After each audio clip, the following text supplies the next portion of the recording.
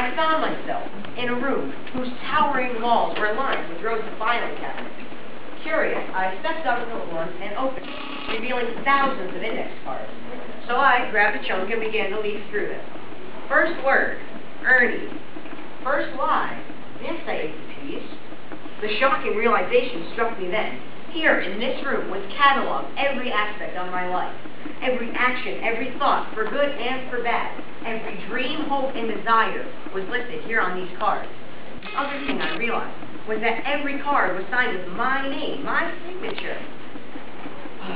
As I came to the files of people I had hurt, and people I had betrayed, regret and shame filled my heart.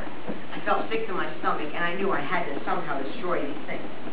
So I grabbed them and began trying to tear them apart, but they were hard as steel. So I just dropped to my knees and wept. But then I felt the presence of another being in the room. Could it be Jesus? Oh no, anyone but him. But there he was. He began walking through and opening the worst of all of my files, taking out the cards and erasing my name from every one of the cards that contained a sinful deed I had done.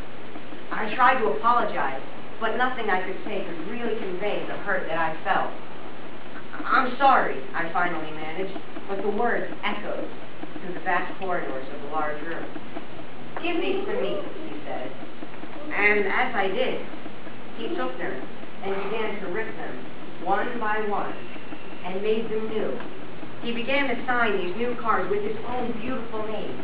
He signed them with an ink so red and so alive and cleansing, I knew he was signing them with his own blood. And now, he came to the very last drawer and went to open it, but it was locked. He turned to me and with his eyes seemed to say, "Where's the key that I may have these too?" Well, I looked at the drawer and I knew what was in there. It was all my secret dreams and ambitions and the things I loved here most on earth. My hand went to my chest, where hung a key on a tarnished gold chain. I fought myself inwardly. I couldn't give these things as easily as I could give all the other sins. These were mine. But still he stood with his hand outstretched, ready for me to give him all. Finally, my heart broke, and I gave the key to Christ, and he opened the drawer and opened the inmost of all my life. And in his hands, they became more beautiful than I could have ever imagined. And now Christ waits for you. What is it in your life that keeps you from serving him fully?